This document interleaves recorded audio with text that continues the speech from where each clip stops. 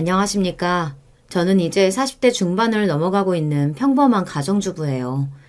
나이에 비해 자식을 늦게 얻은 편이라서 여전히 손 많이 가는 10대 쌍둥이 녀석들 뒤치다꺼리 하느라 눈코 뜰 새 없이 바쁜 나날을 보내고 있습니다. 주변 친구들 중에서 좀 일찍 결혼한 친구들은 벌써 아이들이 대학생이고 심지어 취업한 아이들도 있다 보니 그런 친구들을 비교하면 저는 꽤 늦은 편이었죠.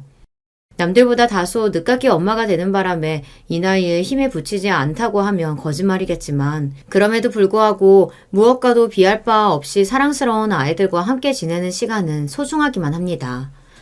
이렇듯 남들보다 출산도 조금 늦은 편이고 결혼도 늦은 편이다 보니 남들 다 겪고 지나간 일 이제 와서 겪느라 제 딴에는 고군분투해야 했습니다. 결혼을 통해 얻게 되는 다양한 인연들 역시 마찬가지였죠. 저는 저만 둥글게 잘하면 어지간한 인간관계는 큰 잡음 없이 잘 유지할 수 있을 거라고 생각했는데 그건 역시 제 오산이었습니다. 이 괘씸한 것들, 자식이라고 있는 것들이 부모 먼저 앞세울 생각에 고사라도 지내고 있었던 거냐? 이 천하의 불효막심한 것들! 아버님, 아니에요. 제가 미쳤다고 그런 짓을 했겠어요? 오해세요. 시끄럽다. 다들 꼴도 보기 싫으니까 썩 꺼져! 도대체 이게 다 무슨 소리인가 싶으시죠? 저는 이렇게 시댁 식구들끼리 악다구니 써가며 싸우는 건 막장 드라마에서나 있는 일인 줄 알았어요. 그게 제가 시집간 집안에서 벌어질 거라고는 생각조차 못 해봤으니까요. 지금부터 제 사연을 들어주시고 제가 제대로 행동한 게 맞는지 여러분들도 말씀 좀 해주세요. 앞서 말씀드렸다시피 제가 일찍 결혼한 편이 아닙니다. 거의 40 가까운 나이에 남편을 만나 뒤늦게 마음에 불이 붙어 초구속으로 결혼하게 되었어요. 그 이전까지는 일하느라 바빠서 사람 만날 여력도 없었고 굳이 반드시 결혼을 해야겠다고 생각하는 편도 아니었습니다. 물론 좋은 사람 만나면 곁에 두고 함께 의지하며 살아가는 것만큼 더할 나위 없이 좋은 일이 또 있겠습니다만 굳이 그렇게까지 제게 좋은 사람이 나타나지 않는다면 억지로 결혼 때문에 인연을 만들어 하고 싶은 생각까지는 없었거든요.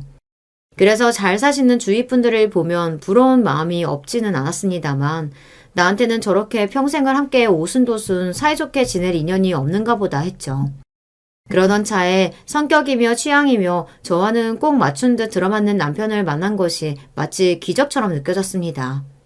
남편이나 저나 28 청춘 어린 20대에 만난 것도 아니었고 거의 부록이 다 되어가는 시점에 만난 소중한 인연이 무척이나 애틋하게 느껴졌어요. 그래도 이 나이 먹도록 헛살지는 않아서 서로 갖출 만큼은 갖추고 살았으니 더욱 거리낄 것 없이 바로 결혼을 준비하게 되었습니다. 사람 인연이 이어지려면 이렇게도 이어지는 모양이에요. 저희 친정에서야 하루하루 나이를 먹어가는 딸자식이 결혼 생각이라고는 없다가 뒤늦게나마 사윗감을 데려왔으니 그저 뛸 듯이 기뻐하셨어요. 평소에도 결혼 잔소리를 어마어마하게 하셨는데 오죽이나 반갑지 않으셨겠어요. 처음 인사드리는 자리에서 저희 남편은 이미 저희 친정 부모님께 더 볼 것 없이 구서방이 되어 있었습니다. 구서방, 내가 오늘 이렇게 자네 만나니 얼마나 반갑고 기쁜지 몰라. 우리 애가 워낙 그동안 누굴 소개해 준 적이 없어서 이 양반이나 나나 얼마나 걱정이 많았는지 몰라. 엄마는 진짜 처음 보는 사람 앞에서 별소리를 다 하시네. 부족한 점이 많은데 이렇게 환대해 주셔서 정말 감사합니다. 장인어른, 장모님. 당장 씨암탉이라도 잡을 기세인 친정 부모님 덕에 남편과 부모님 간의 첫 만남이었어도 분위기는 더할 나위 없이 화기애애했습니다. 그러면서도 딸 자식 보내는 부모 마음이라는 게 다 그런 건지 저희 친정 부모님도 걱정이 없지는 않으신 것 같더라고요. 그래도 우리 주미가 우리 자식이라서 하는 말이 아니라 애가 워낙 야물딱지고 똑부러져서 시집 가서도 잘 살 거야. 그치만 자네 부모님 보시기에 어떨지 몰라 조금 걱정이 되네. 자네도 나이가 있으니 사돌 되신 분들께서 손자 보고 싶으신 마음이 굴뚝 같으실 텐데 조금 더 어린 며느리 맡고 싶어 하시는 바람도 있으실 거고. 아닙니다. 나이야 저도 많은데요. 그리고 저희 집에서도 벌써부터 주미씨 볼 생각에 저희 부모님이 얼마나 기대가 크신지 몰라요. 노총각으로 늙어가는 아들 혼자 늙어서 총각귀시 되는 건 아닐까 걱정이 이만저만이 아니셨는데 저희 부모님 입장에서 주미씨는 영웅입니다. 영웅. 저희 남편이 넉살이 참 좋은 편이거든요. 그리고 남편이 한 말이 꼭 저희 부모님 안심시켜드리기 위한 과장만은 아니었습니다. 저희 집 먼저 인사 오기 전에 시부모님 되실 분과 약속을 잡으며 저도 옆에서 같이 통화를 한 적이 있었거든요. 시아버지와 시어머니 모두 처음 통화로 인사드리는 제게 아주 호의적이셨어요. 아이고 반갑습니다. 내가 우리 영찬이 놈 결혼할 사람 소개시켜주겠다는 말을 듣고 어찌나 기분이 좋은지 그날 잠도 제대로 못 잤다니까요. 그러니까 너무 부담 갖지 말고 그냥 편하게 밥이나 한 끼 한다고 생각하고 마음 편히 가지고 와요. 네, 감사합니다. 어머님, 아버님. 제 아버님, 어머님 소리에 기뻐하시는 시부모님 목소리를 들으면서 쑥스럽긴 했지만 처음부터 반갑게 맞이해 주시는 두 분 덕에 긴장이 많이 줄어든 것도 사실이었습니다. 그렇게 처음 만나 뵌 시부모님들은 두 분 다 온화한 인상에 정겹게 저를 맞이해 주셨어요.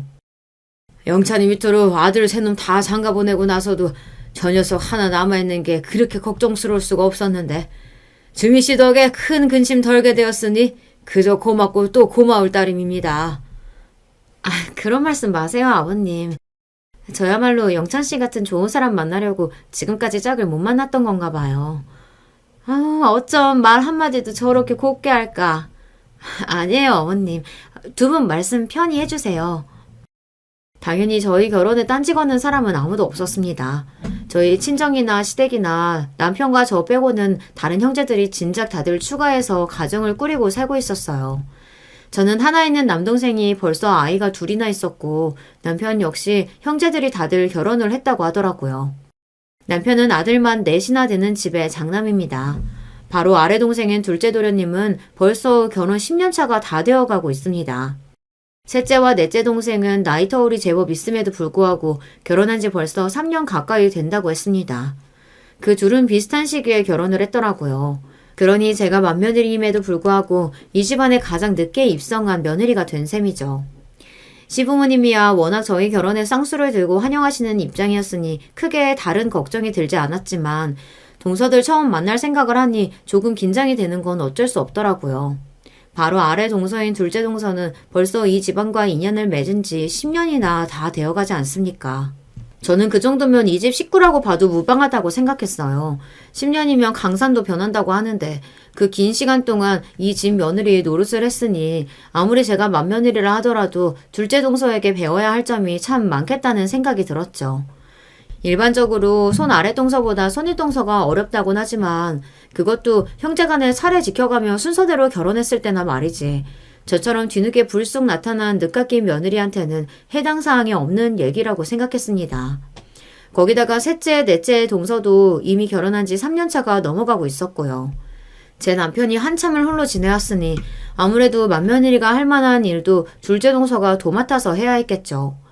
물론 그 전에 어떻게 지냈는지야 제게 책임이 있는 일은 아니라고 하지만 어찌되었든 장남도 아니고 둘째에게 시집와 맏며느리 못지않은 부담감을 안고 살아왔을 둘째 동서에게는 만나기 전부터도 왠지 더 긴장이 되는 기분이었어요. 게다가 벌써 3년 넘는 시간을 동서 셋이 쌓아온 세월이 있으니 이미 유대감을 가진 사람들 사이에 뒤늦게 끼게 된 입장인 저로서는 원래 있던 사람들 눈치를 보지 않기 어려운 편이기도 했고요. 혹여나 뒤늦게 불편한 손윗동서 생긴 걸 달가워하지 않는 건 아닐까 싶어 최대한 이 셋과는 잡음이 생기는 일이 없도록 잘 지내보고 싶은 마음이었습니다. 시부모님 인사드린 지 얼마 되지 않아 시댁 식구들 모두와 함께 식사하는 자리를 만들게 되었습니다. 이미 결혼 정년기를 훌쩍 넘어하게 된 결혼이었고 양가 부모님들은 쇳불도 당김에 빼랬다고 최대한 빠른 시일 내에 결혼을 진행하고 싶어 하셨어요.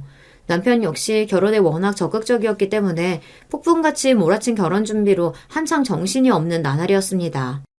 그 와중에도 남편을 들들 볶아 동서들 환심을 살 수 있을 만한 선물도 준비하고 시조카들 선물까지 고르느라 아주 애를 먹었죠. 그만큼 앞으로 평생을 가족으로 지내게 될 시댁 식구들에게 정말로 좋은 인상을 주고 싶었습니다. 사람이 늘어서인지 처음에 시부모님과만 인사드릴 때보다 훨씬 시끌벅적한 자리였어요. 거기다 아직 어린 시조카들까지 와글와글 몰려있는 판이니 솔직히 음식이 입으로 들어가는지 코로 들어가는지도 모르겠더라고요. 그 정신없는 와정에 어떻게든 미소를 잃지 않으려고 하도 입꼬리를 끌어당기는 바람에 입가에 경련이 올 지경이었어요. 아무리 시부모님께서 편히 여겨달라고 하셨지만 이제 두 번째 뵙는 시부모님 외 나머지 시댁 식구들은 아예 처음 보는 자리였으니 그러기가 쉽지 않더라고요.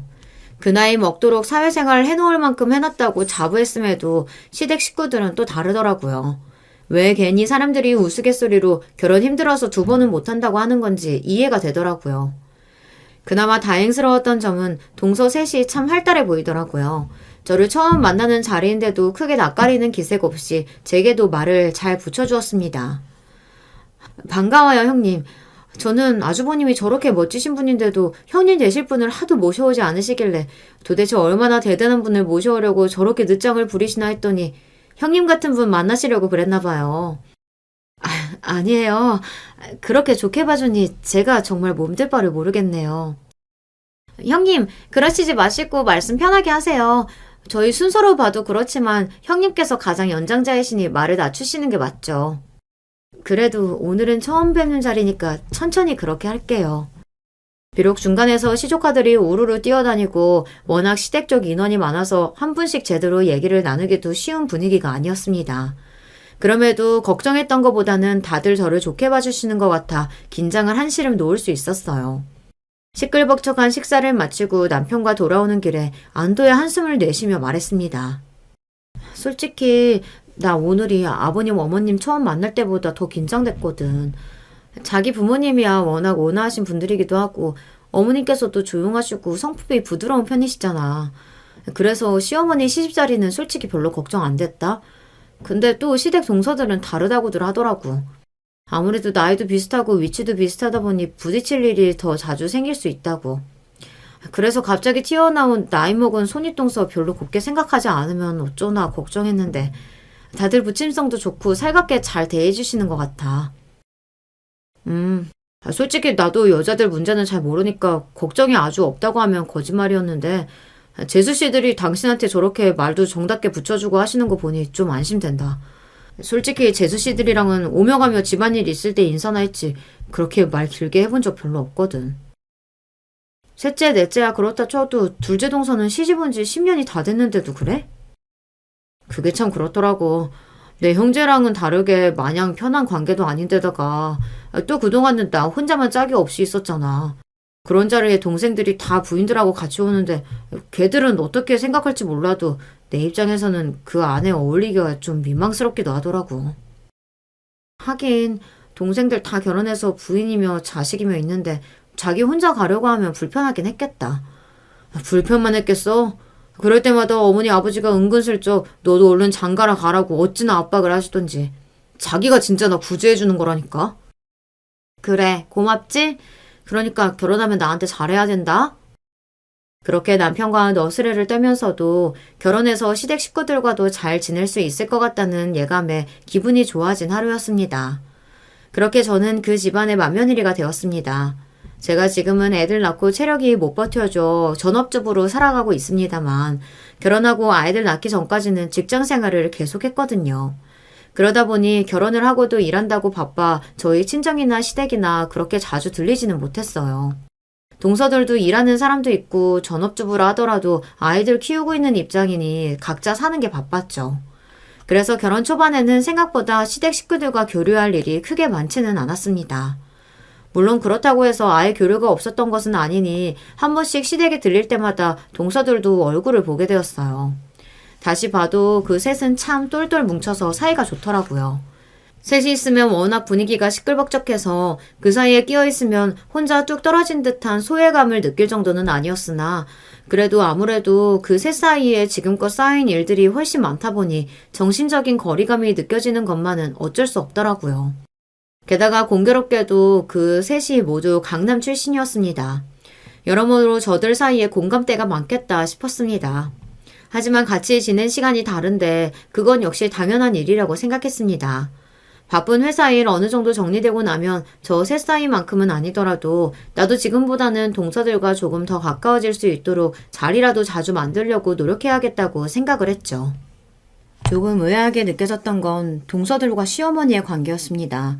아무래도 셋 중에서는 둘째 동서가 말도 제일 많은 편이었고 발언권도 세 보이더라고요. 아무래도 이 집에서 며느리로 산 시간이 기니 그럴 수밖에 없었겠죠. 제가 아까 남편 형제들 설명할 때 둘째, 셋째 도련님이랑은 나이 터울이 좀 난다고 얘기를 하지 않았습니까? 남편과 막내 도련님 나이 차이가 10살이 넘었어요. 그러니 당연히 둘째 동서가 셋째, 넷째 동서보다는 나이가 훨씬 있는 편이었죠. 그러다 보니 둘째 동서가 이야기를 하면 셋째, 넷째 동서가 맞장구 치는 형국이었습니다. 반면 저희 시어머니는 말수가 그리 많으신 편이 아니세요. 그렇다고 며느리 휘어잡을 만큼 성격이 강하신 분도 아니시기에 그저 며느리들 까르르 웃으며 이야기하는 옆에 앉아 며느리들 하는 소리를 가만히 듣고 계신 정도였습니다. 처음에는 그게 성격 차이인가 싶었는데 몇 번 이런 자리를 겪어보니 오히려 시어머니 쪽에서 동서들을 어려워하고 있다는 생각이 들었습니다.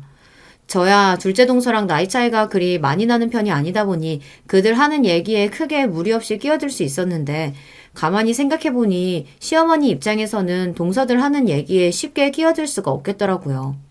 예를 들면 이런 식이었습니다. 동서들, 이번에 샤넬 신상품 나온 거 봤어? 나 거기 컬러감이 쨍해서 진짜 마음에 들더라. 형님도 그러셨어요? 저도요. 아, 돈만 있으면 그거 눈치도 안 보고 한 장씩 다 쟁이는 건데. 그러니까요. 그런 거 척척 사는 여자들 보면 진짜 부러워 죽겠다니까.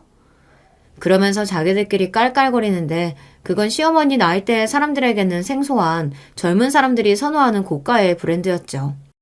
나이대도 그렇지만 평소 검소하신 시어머니 성정에 전혀 맞지 않는 이야기였습니다. 가만 보면 동서들하고 이야기할 때 끊임없이 주제는 계속해서 바뀌는데 그건 다 저희 나이 또래 여자들의 취향이나 유행이 반영되어 있는 것들이었어요.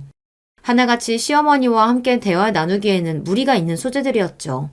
그걸 한번 눈치채고 나니 동서들하고 이야기할 때 시어머니가 자꾸 신경이 쓰이더라고요. 보통 대화를 할 때는 대화 상대를 고려해서 이야기 주제를 잡는 게 맞지 않나요? 여러분들 생각하시기에 제가 너무 꼰대 같은 생각을 하고 있다고 느껴지시나요? 다들 어떻게 생각하실지 궁금하네요. 일단 제 생각은 그렇거든요. 대화는 서로의 공감대를 이끌어낼 수 있어야 즐거운 법이지 않습니까?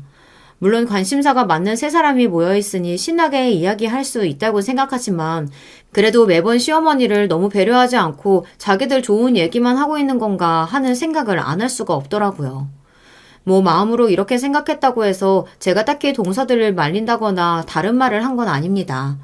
사실 그거 가지고 제가 정색하고 뭐라고 하기도 좀 이상하잖아요. 거기다 그렇게 끼어드는 걸 시어머니께서 어떻게 생각하실지도 모를 노릇이고요. 또 제가 이 집안에 시집 온 지 얼마 되지도 않았으니 집안 분위기를 파악하는데 미숙했을 수도 있고요. 그래서 조금 찜찜한 마음이 남아있음에도 그럴 때마다 괜히 시어머니께 말 한마디 붙이며 웃는 걸로 상황을 무마하곤 했습니다. 그러고는 뭐 저도 사는 거 바빠서 그런 일이 있었다는 건 쉽게 잊고 넘어가 버렸습니다. 워낙 나이가 차서 결혼한 저희 부부였기 때문에 가장 급한 게 아이 문제였어요. 더 늦으면 임신이 힘들겠다는 조급함도 있었기에 아이 갖는 걸 서두르다 보니 감사하게도 결혼한 지 얼마 되지 않아 아이 소식이 찾아왔습니다. 솔직히 금세 아이가 생길이라고 기대하진 않았는데 정말 천운이라고 생각했어요. 결혼하기 전부터도 아이 가는 문제로 고생을 많이 하게 되면 어떡하나 두려운 마음이 있었던 것을 말끔히 상쇄시켜주는 축복받은 임신이었습니다. 양가 부모님 역시 뛸 듯이 기뻐하셨어요. 얼마나 바라고 바라셨던 손자 소식이셨겠습니까? 나이 40이 다 되어 자연 임신이라니 남편 역시 제게 부담을 줄까봐 티를 못 내고 있다가 거의 울 것 같은 얼굴로 저를 얼싸안았을 때는 저도 터져나오는 기쁨을 주체하기 어려웠습니다. 하나만 찾아와 주어도 감지덕지인 걸 뜻밖의 쌍둥이를 가졌다는 소식을 알게 되자 기쁜 만큼 걱정도 앞섰습니다. 적지 않은 나이에 제가 그렇게 체력이 좋은 편도 아니었는데 쌍둥이 낳아서 키울 생각을 하니 솔직히 겁도 좀 나더라고요. 거기다 임신 초기에 한번 유산 위기를 겪은 후로는 저나 남편이나 사색이 되어 주변 모든 걸 경계할 만큼 신경이 날카로워지기도 했고요. 가급적 오래 다니고 싶었던 직장을 정리하게 된 건 역시 저와 제 아이들 모두를 고려해 내린 판단이었습니다. 다행히도 저희 부부에게 항상 마음을 써주시는 양가 부모님 덕분에 친정어머니와 시어머니 두 분 모두의 극진한 돌봄을 받으며 임신 기간을 잘 보낼 수 있었어요. 저희 엄마야 친정엄마시니까 그렇다 치더라도 솔직히 시어머니까지 그렇게 자주 오셔서 저 병원 가는 것도 도와주시고 살림도 돌봐주셨을 때는 감동하지 않을 수 없었습니다. 말씀은 적으셔도 참 정이 많으신 시어머니셨어요. 어머니 정말 감사해요. 매번 이렇게 저희 먹을 것까지 신경 써주시고 이렇게까지는 안 해주셔도 되는데. 아니야. 네가 우리 손자들 둘이나 가져서 이 고생을 하는데 내가 이 정도도 못해주면 안 될 말이지. 그러니까 부담스럽게 생각할 거 하나 없어. 임신했을 땐 원래 먹고 싶은 거 해달라는 거 다 떼쓰면서 보내는 거야. 그렇게 친정엄마나 다름없는 말씀을 해주셨을 때는 가뜩이나 호르몬 때문에 널뛰는 감정이 울컥해 눈물을 참느라 힘들었습니다. 첫 만남 때부터 시어머니에 대한 호감은 있었지만 임신해서 제 자식을 낳는 과정을 거치면서 시어머니께는 제대로 정을 붙일 수 있게 되었어요. 아이들이 태어나고 나서도 양가 부모님 도움을 참 많이 받았습니다. 저희 애들이 아들, 딸 쌍둥이거든요. 두 녀석 모두 어찌나 성격이 활달한지 아직 제 몸 가누지도 못하는 시기에도 어찌나 발버둥거리며 자잘한 사고를 치는지 정말 한시도 눈을 뗄 수가 없었습니다. 제 속으로 낳은 제 새끼인데도 정말 감당이 안 되더라고요. 물론 그렇다 하더라도 늦은 나이에 얻은 눈에 넣어도 안 아픈 귀하디 귀한 아이들이었습니다만 그거랑 또 제 체력은 별개더라고요. 뒤늦게 쌍둥이 엄마가 되어 고군분투하고 있는 제게 지원 사격을 해주신 분들이 바로 저희 친정엄마와 시어머니셨습니다. 남편도 어떻게든 제 수고를 덜어보겠다고 퇴근 후에나 휴일에나 육아에 열을 올렸으나 초보 엄마 아빠의 미숙함은 남편이라고 예외가 아니었죠. 거기다가 제가 쌍둥이를 가지면서 다니던 회사를 정리해야 했기에 그만큼 남편에게 경제적 부담이 갈 수밖에 없었습니다. 물론 남편 직급과 벌이 생각하면 아주 빠듯한 형편은 아니었습니다만 그래도 어떻게 둘이서 같이 벌던 것과 같을 수 있겠어요. 남편이 야근에 특근에 일거리가 생길 때마다 마다하지 않고 열심히 일을 늘릴 수밖에 없었죠. 그 사람 역시 가장의 무게를 감당하느라 고생하고 있는데 최대한 집에 돌아왔을 때는 휴식 시간을 갖게 해주고 싶었어요. 그렇다고 해서 초보 엄마인 제 주제에 기운이 뻗치는 두 녀석들을 혼자 감당하기는 쉽지 않은 일이었으니 사정 뻔히 아시는 두 어머니들께서 손수 팔을 걷어붙여 주신 거죠. 어머니 정말 죄송해요. 어머니도 쉬셔야 하는데 매번 이렇게 우리 강희산이 돌봐주신다고 쉬시지도 못하고. 아니야. 요즘 요 녀석들 보는 재미로 사는데 무슨. 너나 애들이나 어디 상한 데 없이 건강하게 낳아준 것만 해도 감사할 일이다. 만면에 미소가 가득하신 시어머니 얼굴을 보며 그분이 얼마나 우리 아이들을 사랑하시는지 모를 수가 없었습니다.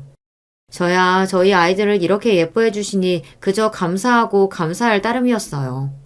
이렇게 시댁과의 왕래도 잦아졌습니다. 시어머니께서 저희 집으로 아이들 보러 와주실 때가 대부분이었으나 저도 가끔씩은 아이들 데리고 시댁으로 가기도 했어요. 물론 애를 둘이나 챙겨들고 시댁까지 가는 여정도 결코 만만치는 않았으나 매일같이 아이 봐주시러 왕래하시는 시어머니 노고를 조금이라도 줄여드리고 싶은 마음에서였습니다.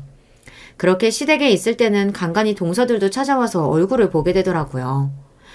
아이고 우리 강희산이 왔네. 어떻게 볼 때마다 크는 것 같아요 형님. 애들 크는 게 정말 하루가 다르다. 그쵸?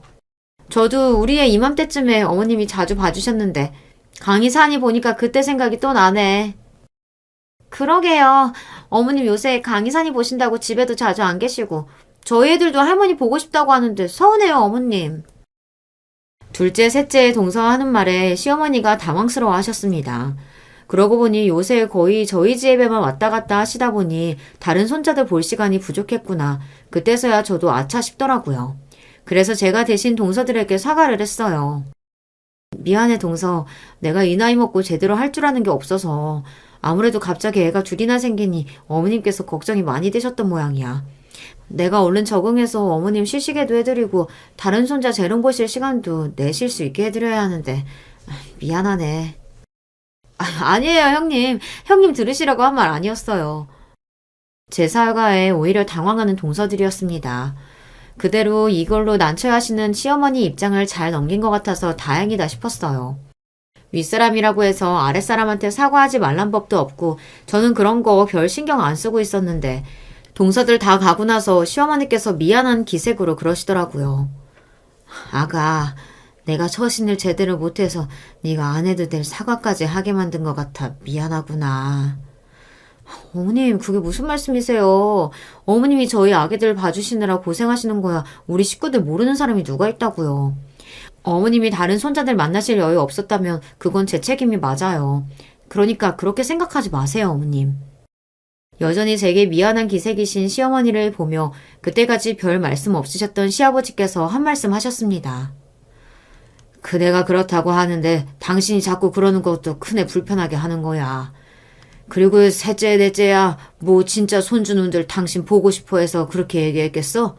자기들 애 좀 맡기고 편하게 나다니고 싶은데 요새 그러질 못하니 심술나서 그러는 거지. 당신도 참 그렇게 말하지 말라니까. 내가 뭐 없는 소리 했나? 그네도 제 동서들이 어떤 줄 알고 있어야 나중에 당황할 일 없지. 제 눈치를 보며 안절부절 못하는 시어머니를 보고 시아버지께서 단호하게 말씀하셨습니다. 저는 영문을 몰라 물었어요. 아버님, 왜요? 동서들이랑 혹시 무슨 일 있으셨어요? 내가 내 발등에 침 뱉는 소리 같아 이런 얘기 안 하려고 했는데 가만 보면 그것들 하는 짓이 은근히 괘씸한 데가 있어. 내 앞에서는 어떻게 하는지 모르겠지만 은근히 네 시어머니 따돌리려 드는 것도 마음에 안 들고 앞으로는 살살 어머니 하면서 저들 필요할 때 아니면 전화 한 통을 안 한다니까. 여보, 그런 거 아니라도 그러네. 다급하게 시어머니께서 시아버지 말씀을 만류하셨지만 말씀하시는 뉘앙스를 들어보니 시아버지께서 여간 쌓인 게 많으신 것 같더라고요. 둘째, 그게 제일 문제야. 결혼한 지 얼마 안 돼서 제 친정 어렵다고 돈 해달라는 걸 그때는 우리도 사정이 안 좋아서 어려울 것 같다고 거절한 이후로는 한동안 우리 집에 발걸음도 안 했었어. 그나마 나야 그런 꼴 가만히 두고 보는 성격 아니니 내 눈치는 좀 봐도 네 시어머니야 너도 알다시피 사람이 그렇게 말랑하지 않냐. 거기다 셋째 넷째 한꺼번에 우리 집 식구 된 후로는 그것들한테도 못된 것만 가르쳐서는 제 시어머니를 아주 만만하게 대하질 않나. 그걸 그대로 배우면 뭐 셋째 넷째도 뭐 잘한 건 없다마는 그래도 이 사람이 둘째 내 애 첫애 나왔을 때는 제 친정부모 대신 거의 손자녀서 키워주다시피 했는데. 시아버지께 사정을 듣고 보니 둘째 동서 쪽 친정 사정이 별로 좋지 않은 편인 것 같더라고요. 친정 부모님이 주기적으로 돈 사고를 치는 것 같기도 하고 손자도 거의 저희 시어머니 쪽에서 다 봐주다시피 하셨던 걸 보면 외손자에게 그리 애정이 있는 편도 아닌 것 같았습니다. 그동안 동서들과 시어머니 사이가 왠지 모르게 조금 서먹하게 느껴지긴 했는데 이런 비화가 있는 줄은 또 몰랐어요. 물론 이건 시아버지 입장에서 들은 이야기니 완전히 한쪽 말만 듣고 판단할 일은 아니긴 했지만 그래도 솔직히 동서들이 좀 너무했다 싶더라고요. 제가 자식 낳아서 부모님들 도움 받아가며 키워보니 그게 그렇게 감사하고 죄송스러울 수가 없던데 시어머니께서 그렇게까지 해주셨다는데 친정일 안 돌봐줬다고 사람을 이렇게 소외시키는 건 좀 아니지 않나요? 들어보니 시부모님이 일부러 도와주는 걸 거절한 것도 아니신 것 같은데요. 그런 사정까지 알고 보니 매번 자식들과 며느리가 필요로 할 때마다 고생하시는 시어머니가 안쓰럽게 느껴졌습니다. 비록 저 역시 시어머니 도움받아 아이들 키우고 있는 입장이니 동서들을 마냥 나무랄 수만은 없는 입장이라지만 그래도 나라도 시어머니께 더 마음을 써드리자고 다짐하게 되었죠. 눈꽃을 새 없이 정신없던 쌍둥이 육아도 녀석들을 간신히 어린이집 보낼 수 있는 나이가 되자 조금은 한시름 덜 수 있게 되었습니다. 저도 저지만 늘 저희 집 왔다 갔다 하시며 아이들 봐주시느라 고생하신 친정엄마와 시어머니 고생도 좀 덜어드릴 수 있다는 생각에 안도하게 되었습니다. 어머님, 항상 저나 저희 아이들 챙겨주셔서 정말 감사드려요. 자식이 돼서 부모님 이렇게 고생시켜서는 안 되는데 지금부터라도 여유 시간에 좋은 거 드시고 좋은 거 보시면서 여행도 좀 하시고요. 아유, 내 새끼들 내가 보고 싶어서 봤는데 고생은 무슨. 그리고 애들 봐준다는 핑계로 너한테 온갖 좋은 거며 용돈이며 잔뜩 받아놨는데 내가 너한테 이런 말 듣기 참 민망하다 얘. 어머님 그게 당연한 거죠. 그럼 그 고생을 하시는데 어머님이 지금까지 고생하신 거 생각하면은 그것도 부족해서 죄송스러운걸요? 무슨 소리야. 내 손주 봐주고 이런 거 받아본 적 나한텐 너밖에 없는걸? 어머님 말씀에 제가 되레 놀랐습니다. 둘째 동서 아이들은 물론이거니와 셋째, 넷째 동서도 손을 빌려주셨던 어머니셨어요. 그럼 그때까지 동서들은 어머니께 아무것도 해줬다는 게 없었단 말입니까? 여러분, 이게 맞는 거예요. 가뜩이나 동서들이 좀 너무했다 싶었던 차에 이건 정말 아니다 싶더라고요. 그래서 제가 시어머니 붙잡고 이렇게 말했습니다. 어머님, 아무리 부모 자식 간이라고 하더라도 지킬 건 지켜야 한다고 생각해요. 앞으로 동서들이 그렇게 대가 없이 뭔가 해달라고 요구하면 안 된다고 딱 부러지게 말씀하셔야 돼요. 아셨죠? 응, 이제 그럴 일도 없어. 너 아니면 다른 애들하고는 연락도 거의 안 하는 편이고.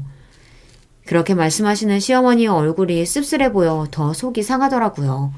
지금껏 지켜본 바로는 저희 시어머니는 며느리들이 시집살이 핑계로 기피할 만한 분은 절대 아니셨으니까요. 저도 며느리 입장이 아닙니까? 저한테 이렇게 다정하게 마음을 써주시는 분이 동서들 처음 시집왔을 때라고 안 그러셨겠어요. 그런데 받을 거 다 받아놓고 이제 와서 불편한 시어머니 취급하며 등한시하는 건 좀 아니다 싶더라고요. 며느리들 눈치를 보면 봤지 먼저 며느리들 눈치 보게 만들 일을 만드실 분은 절대 아니신데 이런 대접은 야박해도 너무 야박하다 싶었습니다. 동서들에게 며느리만 모여있는 단톡방에 초대받았을 때도 그랬어요. 이것도 결혼하고 바로 초대받은 건 아니었고 아이들 낳고 난 후에야 들어가게 된 거죠.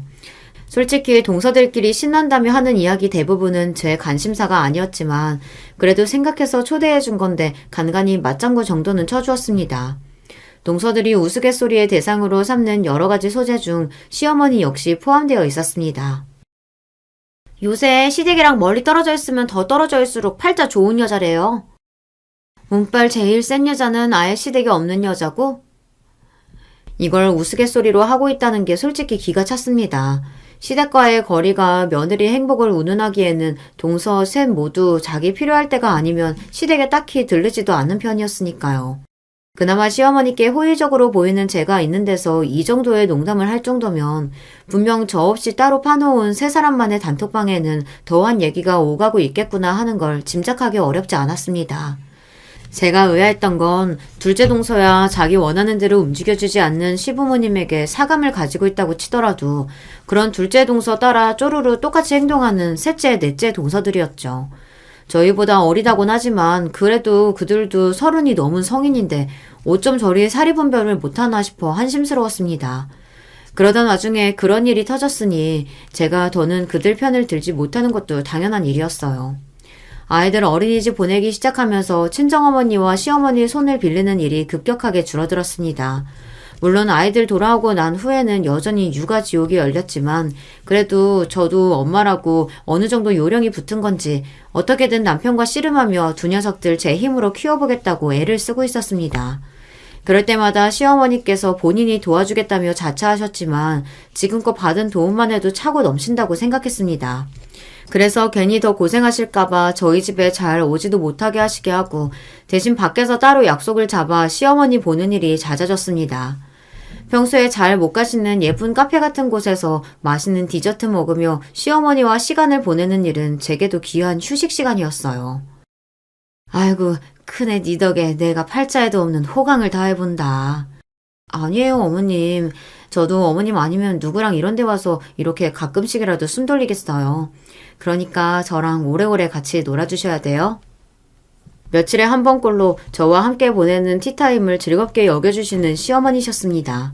그래서 약속된 티타임까지 취소하고 시부모님께서 저를 시댁으로 부르셨을 때 무슨 일이 생겼나 불안한 마음이었죠.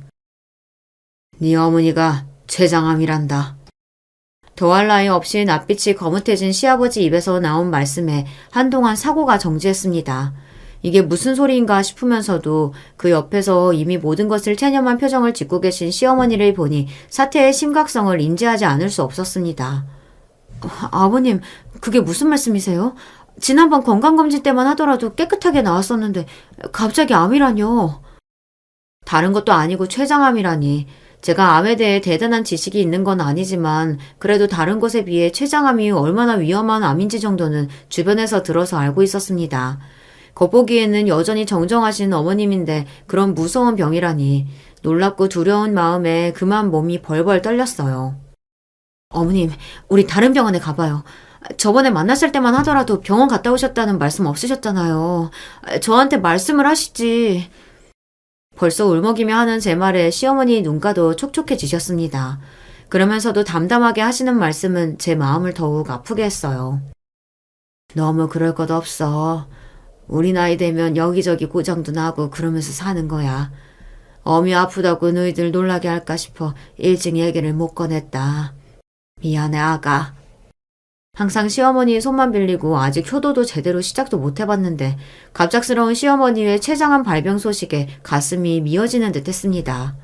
시어머니가 췌장암에 걸렸다는 소식은 곧 모든 시댁 가족에게 전달되게 되었습니다. 남편은 물론이거니와 새 도련님들 역시 충격에 휩싸였어요. 집안 분위기야 말할 것도 없었습니다. 그냥 암이라고 해도 걱정이 이만저만이 아닐 판에 하필이면 췌장암이라는 소식에 다들 어찌할 바를 몰랐습니다. 그런 와중에도 하루라도 치료를 늦출 수 없었기에 바쁘게 병원 일정이 처리되었습니다. 저는 아이들을 친정에 맡기고 출근하는 남편을 대신해 거의 시부모님과 붙어 지내다시피 했어요. 병실에 입원한 시어머니 모습을 보니 정말 투병 생활이 시작됐구나 하는 실감이 들어 덜컥 겁이 났습니다. 어머님, 저 잠깐 물 좀 떠올게요.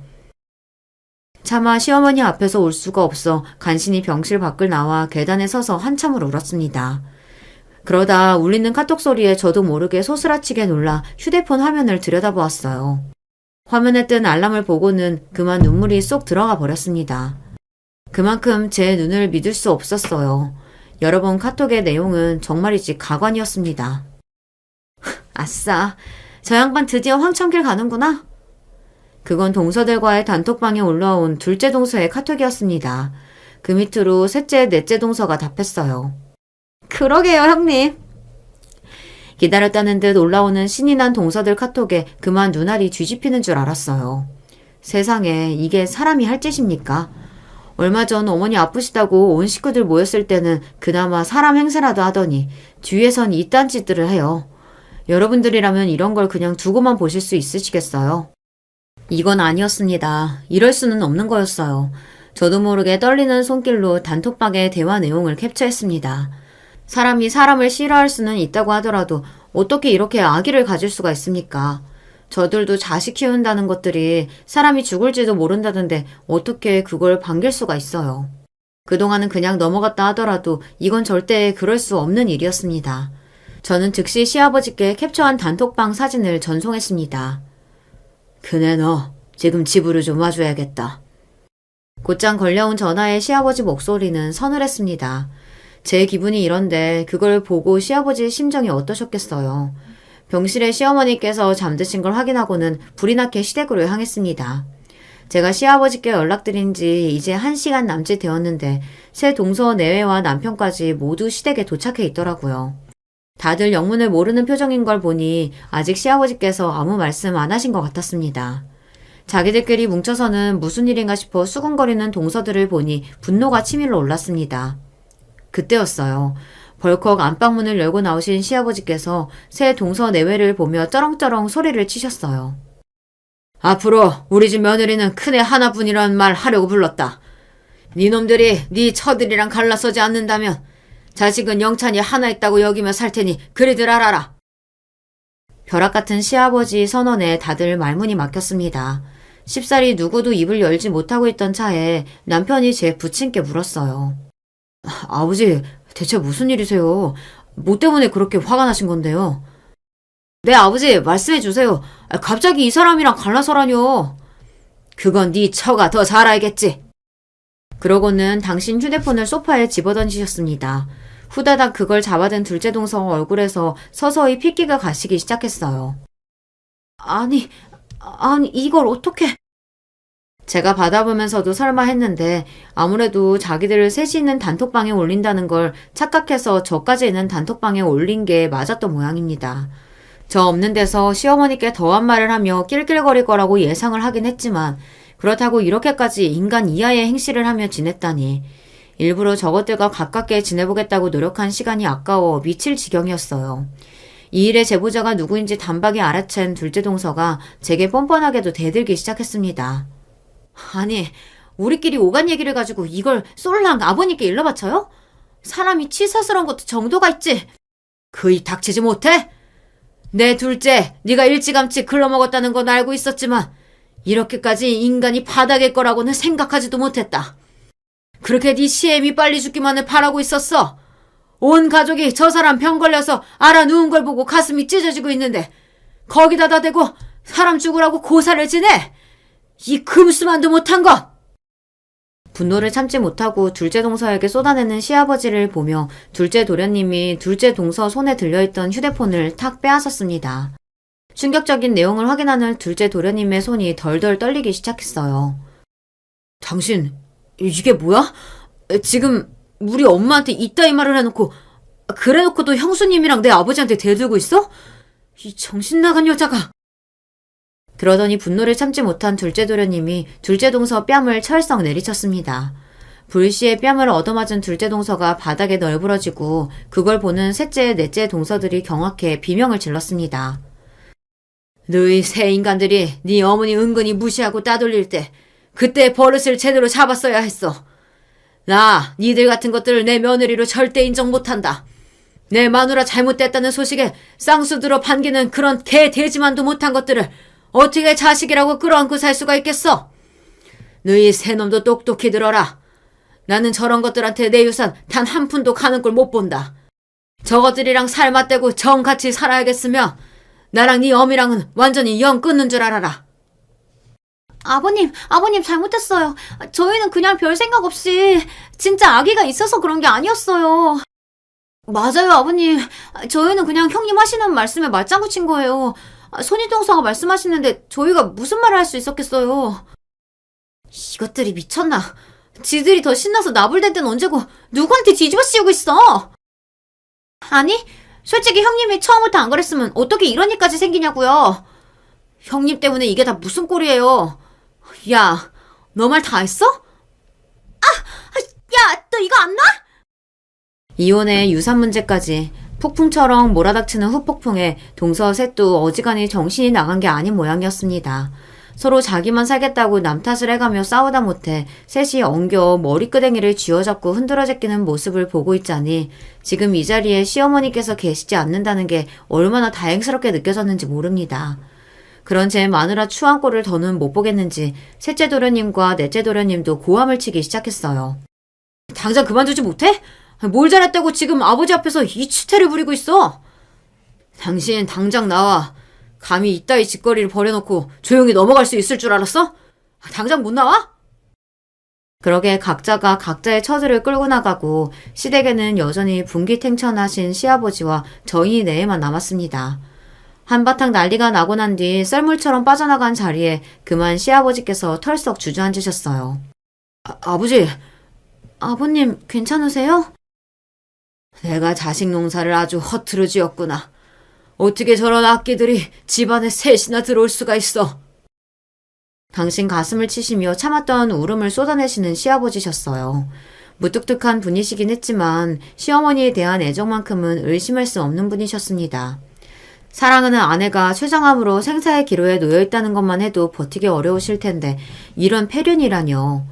그렇게 남편과 셋이서 얼싸안고 그동안 힘들었던 감정까지 겹쳐서 온몸에 물이 마르도록 눈물을 쏟아냈습니다.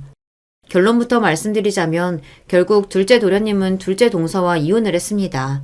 솔직히 제정신인 사람이라면 어떻게 내 엄마 죽을 병 걸렸다고 쾌재를 부르는 여자하고 같이 살 수 있겠습니까? 그건 저라도 못하겠어요. 소름 끼쳐서 단 하루라도 그 얼굴 보면서 살 수 있겠어요? 밖에 새어나갔다가는 그저 소문에 그치는 게 아니라 사회적으로도 매장을 당하고도 남을 일이었습니다. 그래도 둘 사이에 아이가 있어 그런지 어떻게 말을 맞췄는진 몰라도 조용히 이혼하는 대신 시조카들 양육권이며 위자료 재산 분할까지 모두 둘째 도련님 원하는 대로 맞춰주었다고 합니다. 셋째와 넷째 도련님은 그 이후로 별거를 시작했습니다. 이 일로 셋째 도련님과 넷째 도련님의 충격도 적지 않으니 조만간 그 둘도 결단을 내리지 않을까 싶습니다. 혹여나 이 충격적인 일이 시어머니 병세를 악화하게 할까봐 저희끼리 쉬쉬했는데 그분도 눈치가 없으신 분이 아니신데 집에 무언가 일이 생겼다는 걸 모르실 수 없으셨겠죠. 차마 있는 그대로는 참담해서 있는 그대로 전해드리지는 못하고 불미스러운 일이 있었다는 정도로 정리해 조심스럽게 말씀드렸습니다. 하지만 담담하게 받아들이시는 시어머니 모습을 보니 이런 사태를 예상하지 못하신 게 아닌 것 같았어요. 그래, 결국 그렇게 됐구나. 그 짧은 말이 전부였으나 그 말 한마디에 얼마나 많은 감정이 들어있는지 모를 수 없었어요. 그런 만큼 그분 곁에서 조금이나마 힘이 되어드리고 싶어 저나 남편이나 시아버지 모두 최선을 다해 시어머니 옆을 지켰습니다. 그런 저희 노력이 헛되지 않았는지 시어머니께서는 지금까지 용감하게 암과 싸우고 계십니다. 하루는 좀 나빴다가 다음 날에는 조금 괜찮아지시기도 하며 이젠 이런 생활도 익숙해져 가고 있어요. 그저 하루라도 더 저희 곁에 오래 머물러 주셨으면 하는 마음입니다. 여러분들 보시기엔 그때 제가 한 행동이 옳았던 것 같으신가요? 저는 그날 그 대화 내용을 시아버지께 보여드린 걸 후회하지 않아요. 하루를 살아도 정말 가족 같은 사람들과 함께하고 싶은 마음입니다. 그건 시부모님 역시 다를 거라 생각하지 않아요. 오늘 제가 해드릴 이야기는 여기까지입니다. 마지막까지 저의 이야기 들어주셔서 감사드립니다. 안녕하세요. 제가 언감생심 사연의 주인공이라는 걸 한번 해보고 싶어서 도전에 나섰습니다. 모쪼록 가벼운 마음으로 들어주시면 감사하겠어요. 남편의 나이 30, 그리고 제 나이 20에 처음 만났었네요. 우연히 접점이 생겨서 알게 되었던 남편은 액면가만 보자면 나이보다 좀 어려 보였어요. 26이나 혹은 7? 정말 많으면 8 정도로 저는 생각을 했었죠. 그런데 무려 30이라는 겁니다. 20살짜리 입장에서는 30살 나이의 무게감이 확 다르게 느껴졌어요. 그렇지만 큰일이다. 나는 이미 저 오빠가 마음에 드는데 태어나서 이런 감정을 느껴보는 건 처음인데 이걸 어쩐담? 내가 20살이라고 하면 왠지 저 오빠는 나를 안 만나줄 것 같아. 저는 남편에게 제 나이를 23이라고 소개한 뒤 적극적으로 제 감정을 표현했었죠. 남편은 그 당시 저를 향해 너무 어린데 라고 하면서 망설이는 듯한 모습을 보였으나 결국은 저와 따로 만나는 사이가 되었어요. 당연히 그 거짓말이 영원할 수는 없었기에 10살이라는 나이 차이가 나중에 들통나고 말았지만 이미 그때는 저희가 깊어진 사이였습니다. 남편은 저에게 괘씸하다고 하면서 이별 통보까지 준비했었지만 그게 어디 사람 마음대로 되나요? 이미 나는 추억들이 많은 것을요. 남편이 저를 용서하고 받아줌과 동시에 저희는 결혼을 결심하게 되었어요. 우리 인연은 보통 인연이 아니라고 서로 콩깍지가 단단히 씌운 것이었죠. 친정 부모님께서는 단숨에 허락을 해주셨습니다. 이걸 허락이라고 해야 하는지는 여전히 애매하게 생각되지만요. 그 남자와 결혼을 하겠다고? 네가? 지금? 그래, 너 알아서 해라. 너 좋을 대로 해. 우리는 돈 없으니까 어떻게든 너 혼자 해결하면 될 일이야. 친정엄마는 손을 내저으시며 그렇게 말씀하셨어요. 속으로 섭섭했죠. 제 친정 오빠한테 여자가 생겼을 때는 절대 이런 반응이 아니셨는데 여자는 출가 외인이니까 결혼도 알아서 하고 결혼 생활도 당연히 알아서 하라고 하셨습니다. 그래서 부끄럽게도 저는 아무런 친정의 도움도 못 받고 결혼을 했어요. 남편은 이남 일녀 3남매 중에서 막내인데요. 약간은 늦둥이라고 할 수 있습니다. 위로 아주버님과 시누이는 둘 다 결혼들을 해서 이미 가정을 꾸린 상태였죠.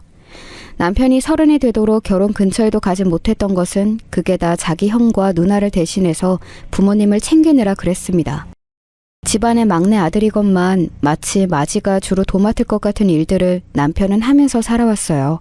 시아버지께서는 원체 건강이 안 좋아지신 지 꽤 되신 상태였고 다른 일들의 간병까지 맡아 하셔서 그런가 시어머니께서도 건강 상태가 안 좋아지고 계셨어요. 그러니 남편이 시부모님을 챙기는 것에 극진하였던 것이죠. 아주버님하고 시누이는 제 남편보다 나이들도 훨씬 많으면서 대체 뭘 하고 있었냐고요? 제 남편에게 책임을 떠넘기기 바빴습니다. 나는 워낙 옛날에 실질적인 가장 노릇을 많이 해왔기 때문에 이제는 동생에게 물려주고 온전히 내 가정에만 충실한 가장이 되는 게 맞다고 본다. 애들 엄마도 자기네 시댁에 얽매여 사는 며느리 하기 싫다 그러니 어쩔 수가 없지. 상근이 너는 임마 막내랍시고 사랑 듬뿍 받고 컸으면 그 보답을 부모님께 해야지 않겠냐? 나 때는 먹고 살기 바빠서 부모님께 사랑은커녕 관심도 잘 못 받고 컸어. 너는 운이 좋은 거야. 상근이는 막내라서 좋을 때 태어났고 좋게 자랐지. 그러니 상근이가 아버지 엄마 모시고 사는 게 맞지 않겠어? 결혼도 두 분을 잘 모실 여자하고만 해야 할 거야. 두 사람 다 혀가 길었는데 요약을 하자면 자기들은 부모 봉양하기 싫으니까 막내 네가 혼자 희생해서 잘 해보라는 것이었죠. 남편이 막내이기 때문에 특별히 지원을 받고 자랐다던가 이런 것도 없었습니다. 아주버님과 시누이에 비해서 성격이 유순하고 남에게 싫은 소리 할 줄 모르고 이런 것들이 다르긴 했네요. 이런 상황이었기 때문에 결혼하고 나서 자연스레 제가 시부모님을 챙기게 되었습니다. 삼시세끼 끼니도 약도 병원 가는 것도 어디 모시고 외출하는 것도 전부 다 제가 전적으로 챙겨드렸어요. 남편은 그런 저에게 고마워했죠. 서로만 바라보고 한 결혼이었기에 저희에게는 어떤 불만도 없었던 것 같아요. 처음에는 저에게 몹시 겸연쩍어 하시면서 어색해하시고 한편으로는 미안해하시고 그랬던 분들이 시부모님이셨는데 점차 바뀌어 가셨습니다. 점차 서로에게 익숙해지고 나니까 제가 가식이 아니라는 게 보이셨나 봐요. 마음을 편히 놓으시는 게 그 변화가 제 눈에 보이더라고요. 어디서 이런 복덩이가 굴러왔을까? 내가 우리 상근이를 낳을 적에 진통도 얼마 겪지 않고 순풍 출산을 해서 막내가 효자구나 이렇게 생각을 했었는데 이제 보니까 이런 복덩이를 우리 집안에 데려오게 하려고 내가 그때 쉽게 출산을 했었던 거야. 이 날을 위해서였던 거지. 어머님, 저 태어나서 그런 엄청난 칭찬은 처음 받아봐요. 말씀만으로도 감사합니다.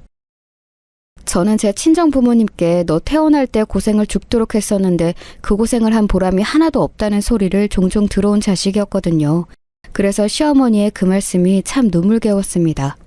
시부모님께서는 저를 많이 예뻐해 주셨어요. 오래도록 몸이 편찮으셨던지라 성격이 살짝 괴팍하셨던 시아버지께서도 점차 표정이 밝아지셨고 저를 대하실 때 태도가 무척 활기차셨죠. 말씀으로 다 표현해주지 않으셔도 그게 다 느껴졌습니다. 아무도 저의 결혼이 그리고 결혼 생활이 잘 될 것이라고 예상하지 못했었습니다. 나이 어린 것 하나로 무기를 삼을 거라면 더 나은 집안에 시집가는 방법도 있는데 바보짓 하는 거라는 소리도 들어봤어요. 자기 발로 고생길에 들어가다니 역시 못 배워서 멍청하다는 소리는 사촌 언니에게서 면전에서 들어봤고요.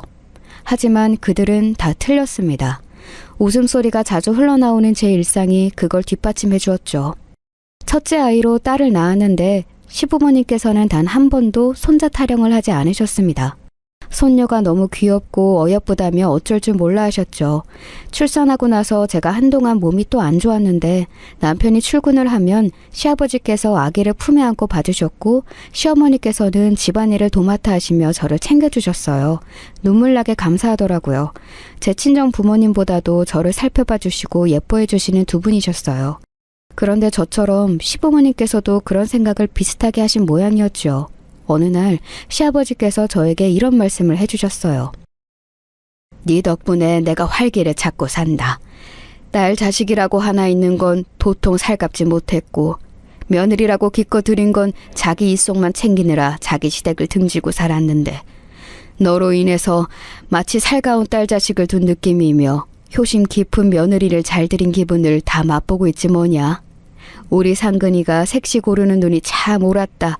100번 옳았어. 저는 어디에서인가 칭찬은 고래도 춤추게 한다는 문구를 보았는데 그게 정말로 그렇더라고요.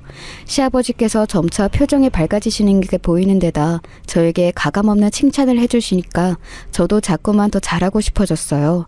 뭐든 잘해내는 사람이 되고 싶어졌고 이전과는 다른 사람으로 거듭나 보고 싶어졌고 어디 가서 시부모님께 자랑할 만한 며느리가 되고 싶어졌습니다.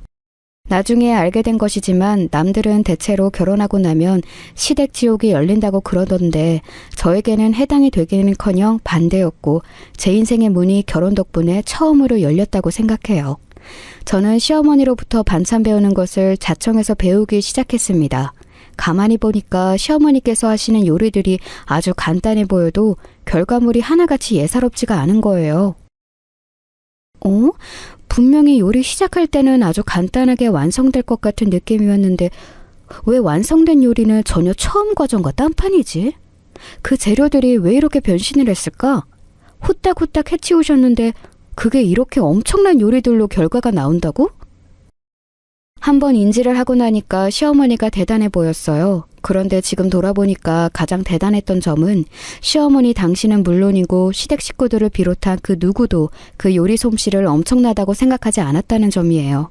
너무나도 그런 것에 물들여지고 익숙해진 나머지 별 생각이 안 들었던 것이죠.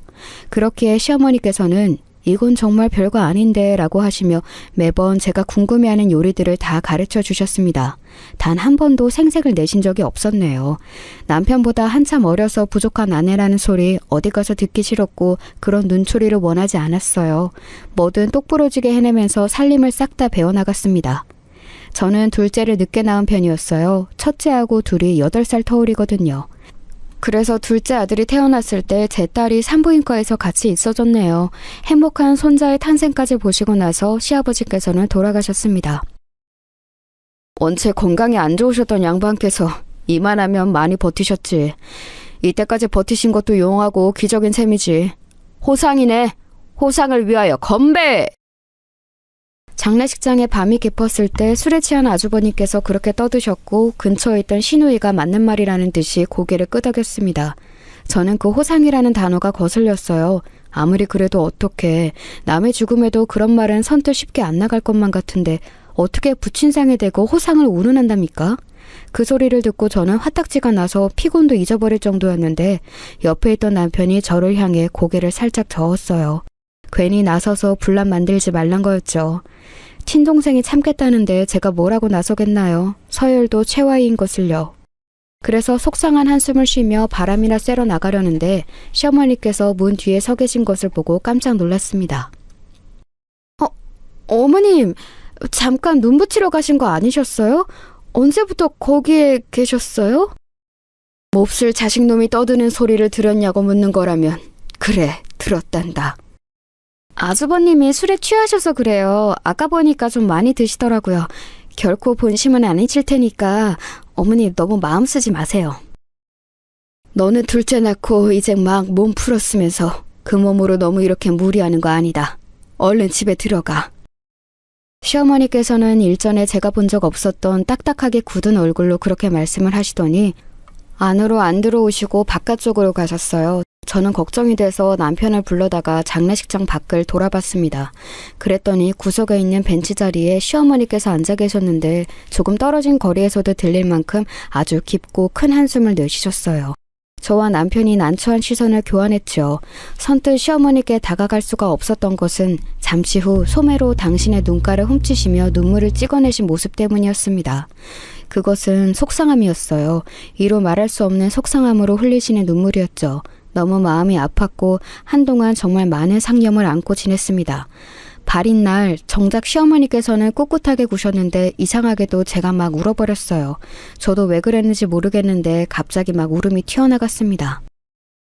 아버님, 손녀 사랑이 지극하셨잖아요. 분명 손자도 예뻐해 주실 분인데 이렇게 가시면 어떡하나요?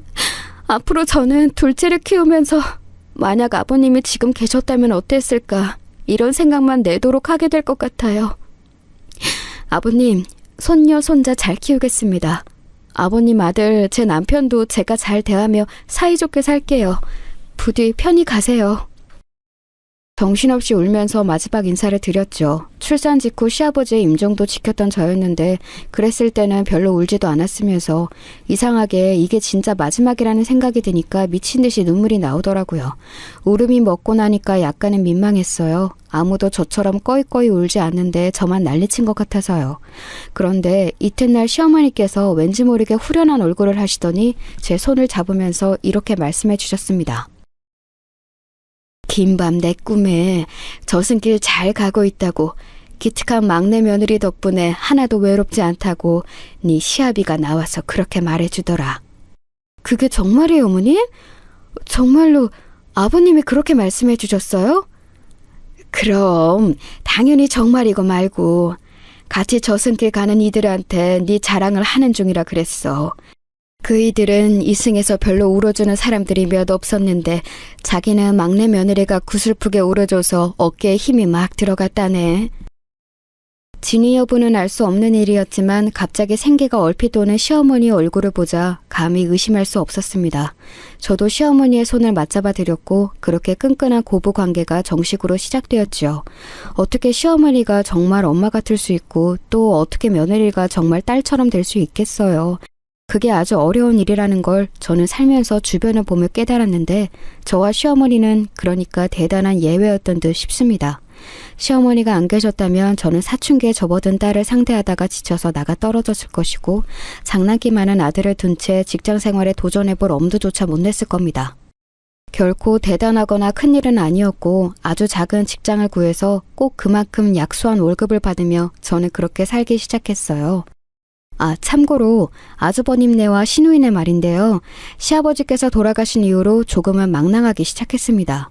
명절이라든지 시아버지 제사라든지 시어머니 생신이라든지 이런 것들을 전부 본인들의 다른 일정들보다 후순위로 두며 살아갔어요. 때마다 되는 핑계로 다 채워지요. 저희 부부의 심정도 씁쓸했지만 감히 그 심정 시어머니에게 비할까 싶어서 늘 조심스러웠습니다. 자식은 부모를 닮는다더니 아주버님네 애들하고 시누이네 애들이 전부 자기 할머니를 공경할 줄 모르고 어쩌다가 만나도 애들의 태도가 죄다 시큰둥했어요. 저희 부부가 시어머니를 모시고 오래 사는 중이었으나 아주버님네와 시누이네는 저희 집에 그 어떤 지원도 해주지 않았고 오히려 어쩌다가 다 같이 식당이라도 가는 날이면 계산을 미뤘습니다. 싫은 소리 하는 걸 절대로 못하는 남편이 나서서 조용히 결제를 했지요. 제가 참았던 건 시어머니께 괜히 안 좋은 모습 보여드리기 싫어서 가만히 있었던 겁니다. 속으로는 정말 화가 났었네요. 시어머니께서 원래 건강에 좋으셨던 분이 아니고 하루하루 나이가 들어가시는데 장남 장녀라고 있는 사람들이 오히려 날이 갈수록 불효자식들이 되어가는 것에 속이 갑갑하기까지 했네요. 제가 친정 식구들을 어느 정도 항상 챙기며 제가 딱히 받은 것이 없을지라도 제 형편이 되는 한 베풀고자 하게 된 것은 아이러니하게도 아주버님과 시누이 때문입니다. 그 두 사람을 보면서 나는 저렇게 되지 말자 이 생각이 딱 들더라고요. 친정 부모님, 비록 저에게 모진 말씀 많이 주셨고 저를 냉대하신 적 많았으나 그렇다고 저를 낳고 키워주신 분들이 아니게 되는 것은 아니었으니까요.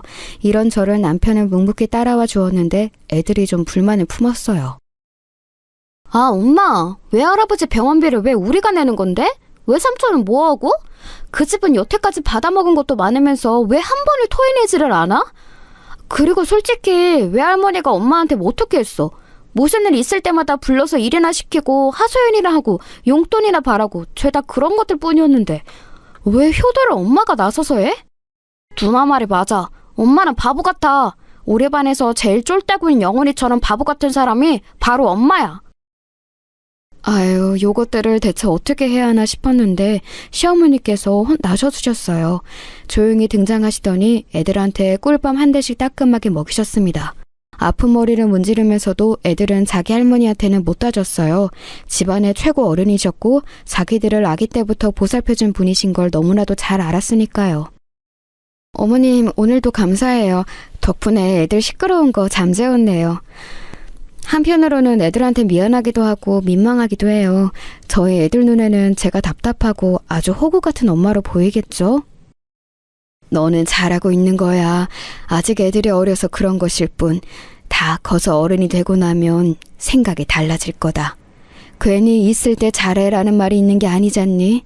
나는 네가 친정에 어떻게든 최선을 다하려고 드는 게 좋게 보이는구나. 하여간 제 마음 알아주시는 분은 시어머니 뿐이었습니다. 시어머니께서 든든히 받쳐주셨기에 제가 친정집에 가서 별 대접 못 받고 와도 늘 마음 상하는 법이 없었던 것 같아요. 그러던 어느 날이었습니다. 시어머니께서 그때 며칠간 왠지 말수도 적어지신 듯하였고 수진 깊은 얼굴로 밖을 한참 내다보시고는 하셔서 무슨 고민거리라도 새롭게 생기셨나 그 정도로만 여겼었는데 갑자기 저희 부부에게 따로 하실 말씀이 있다고 그러셨어요. 애들이 학교 가고 학원 가고 다 없을 때 따로 대화를 나누고 싶다고 그러셨습니다. 저희 부부는 어리둥절한 채로 시어머니의 말씀을 들었어요. 자식 셋 낳고 살았고 손자 손녀도 다 봤지만 이 나이 먹고도 인생이란 뭘까? 요새 내가 그 생각이 많이 드네. 너희가 세상 떠난 우리 영감에게 그리고 나에게 가장 잘한 자식이자 며느리인 것 인정한다. 무조건 인정해. 나는 이 자리에서 얼마가 넘는 재산이라도 어떻게 할 것인지 뜻을 밝혀두려고 하는데 너희가 특별히 잘했지만 부모 마음이라는 게 너무 복잡해. 자식들에게 다 고루 줄 수밖에 없어. 이런 나를 너희가 이해해 줄 수 있을까? 고심을 얼마나 하셨으면 말씀을 느릿하게 하시는 동안에도 눈빛에서 고심의 흔적이 엿보이는 것 같았습니다. 제 옆에서 남편이 몹시 당황한 눈치이길래 제가 몰래 남편의 손을 잡은 뒤 얼른 대답했어요. 네, 어머님. 저희는 더 받고 말고 의견을 드릴 것도 없어요. 그저 귀중한 재산을 주시겠다고 말씀해 주신 것만으로도 감사합니다. 그래? 그렇단 말이지. 혹시 서운해할까봐 걱정했는데 아니라니까 다행이구나. 우리 상근이 생각은 어떠니? 너도 똑같이 생각해? 시어머니께서 그렇게 물어보셨을 때 남편은 한숨부터 내쉬었는데요. 이내 자기 손을 힘있게 잡아오는 제 손길을 느끼더니 저를 쳐다봤고 그러고 나서는 표정을 풀고 빙그레 웃었어요. 네, 저도 그렇게 생각해요. 저는 그냥 애들 엄마가 하자는 대로 다 따르고 살기로 결심한 지 오래라서요. 애들 엄마가 그렇게 생각했다면 제 생각도 그런 겁니다.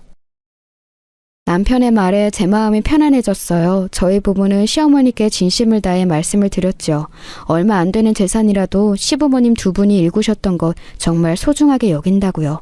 시어머니께서는 가만히 저희의 이야기를 들으셨고 다음 달에 재산 정리에 들어가겠다고 하셨습니다. 그때까지만 해도 저희 부부는 별 생각이 없었어요.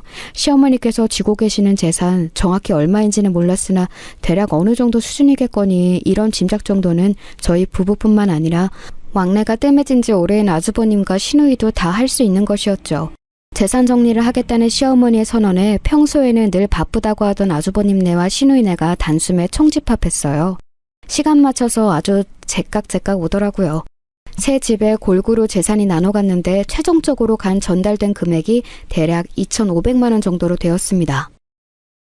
이거라도 받아서 다행이네요. 내가 장남이니까 사실 더 받을 수 있는 거 아니냐고 요구하고 싶지만 양심적으로 제가 아버지 어머니 모시고 산 적은 없으니까 이걸로 만족할게요. 지금 오빠 말 들으니까 생각난 건데 상근이하고 올케 혹시 두 사람 아직 엄마 모시고 산다고 해서 돈 더 받고 싶다고 그럴 생각은 아니지?